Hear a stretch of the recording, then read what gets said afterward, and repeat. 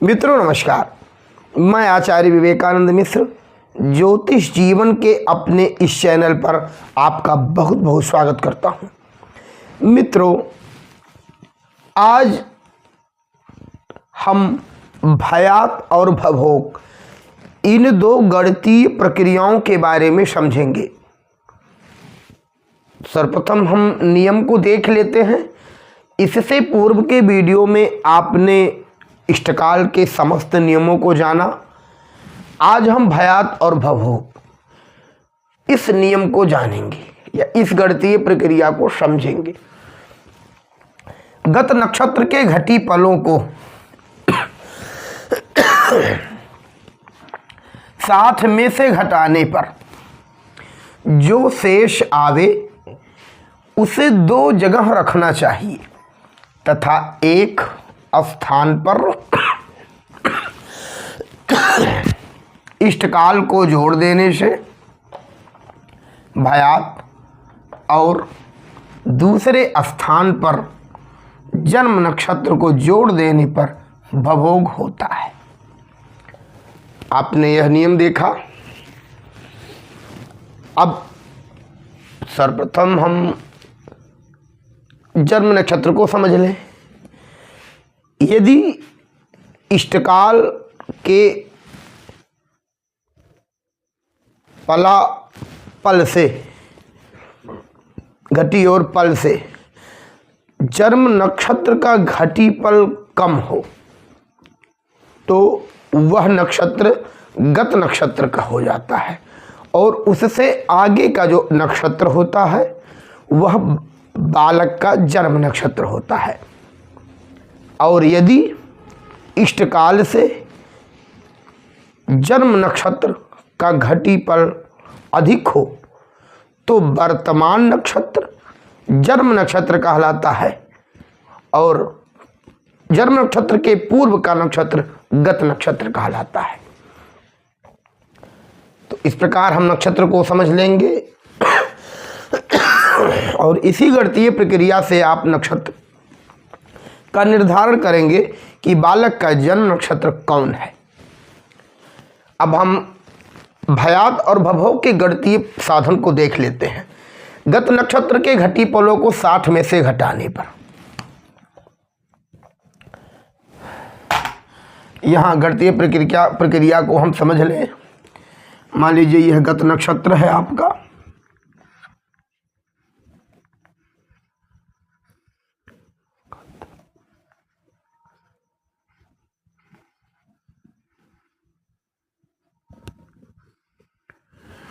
इसका घटी पल्ला आपका हुआ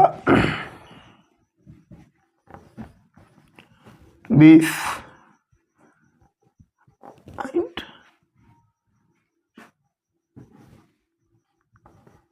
15। ये इसका घटी पल्ला हुआ। अब इसको 60 में से घटा दीजिए। यहाँ 60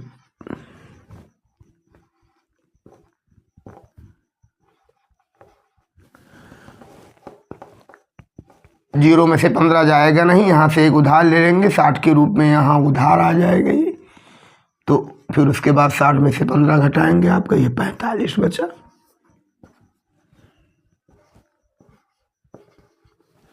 अब ये 59 हो गया। 59 में से हम 20 घटा देंगे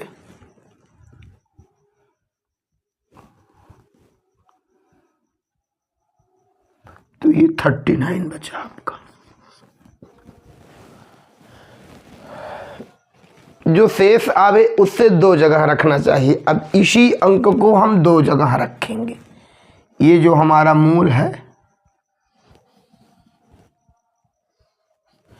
इसको एक जगह और लिख लेते हैं।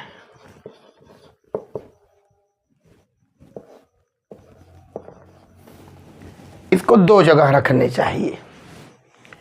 एक स्थान पर इष्टकाल को जोड़ देने से एक, अब मान लीजिए इष्टकाल एक आपका जो है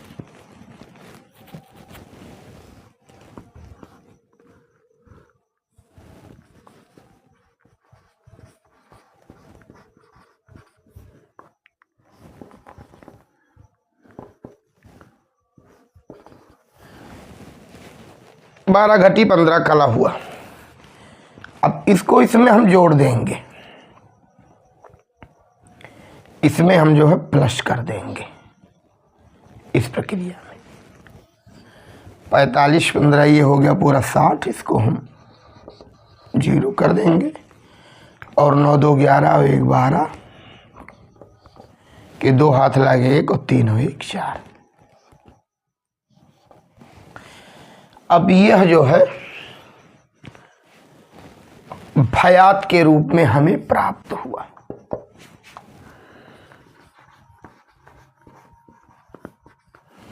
और दूसरी जगह जन्म नक्षत्र को जोड़ देने पर, यहां हम जन्म नक्षत्र के घटी पला को जोड़ देंगे,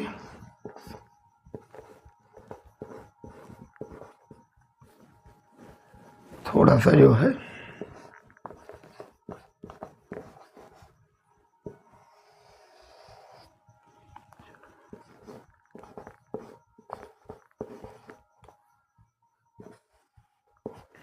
जन्म नक्षत्र के घटी पला को जोड़ देंगे।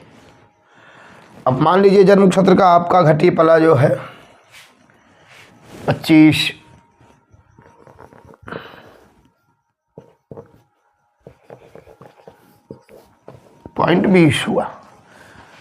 इसको हम जोड़ देंगे तो 45 5 यहाँ उतर आया और 4 2 6 इसको हम 0 कर देंगे 6। फिर उसके बाद 9 5 14 और 1 इधर आकर के ये 15 हुआ और 3 2 5 और 1 6।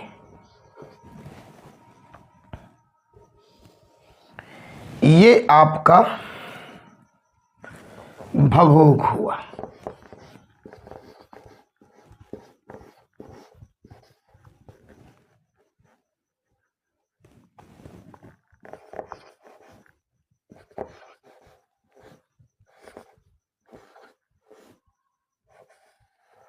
ये आपका भवोग हुआ, यह भयात हुआ और यह भवोग हुआ। एक बार पुनः समझ लेंगे, गत नक्षत्र यानी जो नक्षत्र हमारा जन्म नक्षत्र उससे पहले क्या नक्षत्र है उसका घटी पला,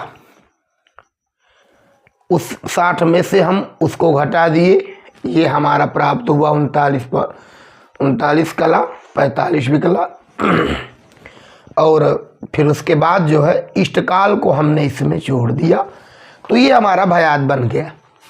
और इसी अंक को हम यहाँ उठा करके रख लिए और उसके बाद इसमें वर्तमान का जो जन्म नक्षत्र है उसके घटी पला को हमने जोड़ दिया तो यह हमारा भवोग प्राप्त हुआ।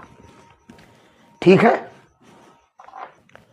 अब एक चीज और आप लोग समझ लें, जन्म नक्षत्र को कैसे समझेंगे कि कौन सा हमारा जन्म नक्षत्र है। यदि इष्टकाल के घटी पला से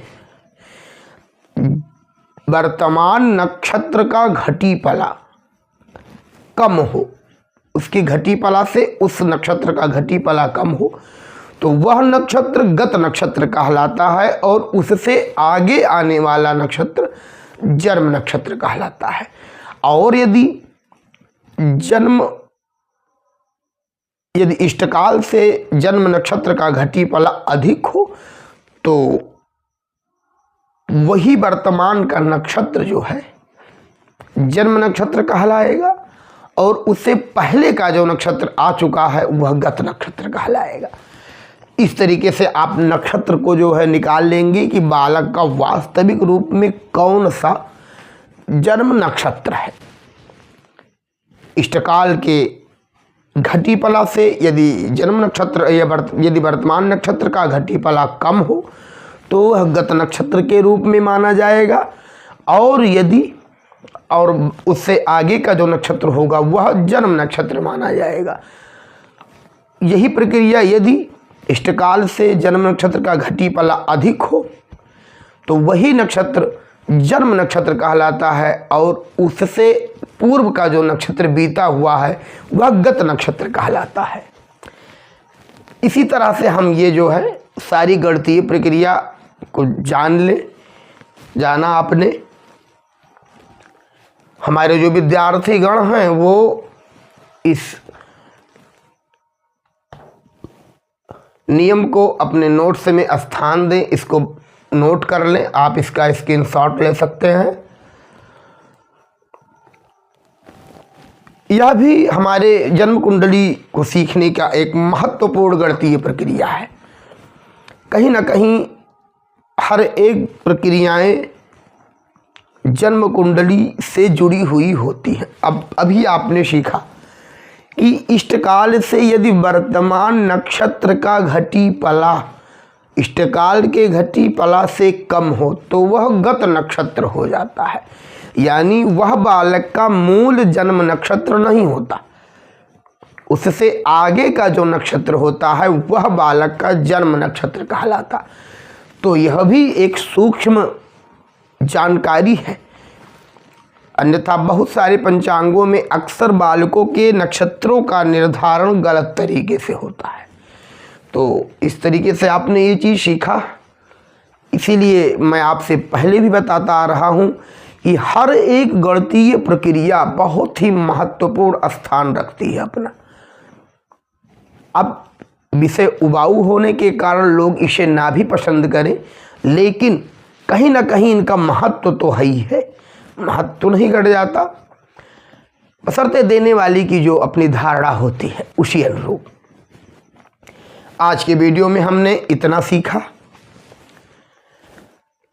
हमारा यह चैनल चूँकि अभी नया है, हम आप लोगों से यही आशा रखेंगे कि हमारे इस चैनल को आप लोग सपोर्ट करें, वीडियो को शेयर करें अपने मित्रों तक, अपने घर के परिवार के लोगों तक, या फिर जिसके पास आप भेजना उचित समझे वहाँ तक हमारे चैनल को सब्सक्राइब करें। और यदि वीडियो पसंद आए तो इसे लाइक भी करें।